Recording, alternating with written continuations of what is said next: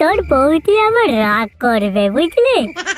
ঠিক আছে বন্ধু, গুড নাইট, কাল আবার দেখা হবে। বলি মদের সাথে সাথে কি মাথাটাও খেয়েছো? ঘর ওইদিকে, চলো বলছি ভিতরে।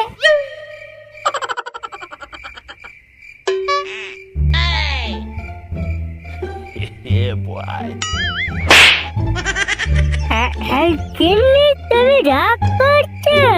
আচ্ছা ঠিক আছে, আমি তোমায় গাছে কথা দিচ্ছি, কাল থেকে আর মদ খাবো না।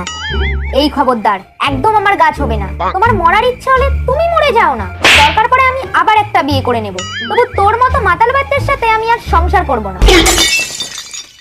গিন্নি তুমি ওরকম কথা বলো না, আমি তো তোমার স্বামী হই বলো।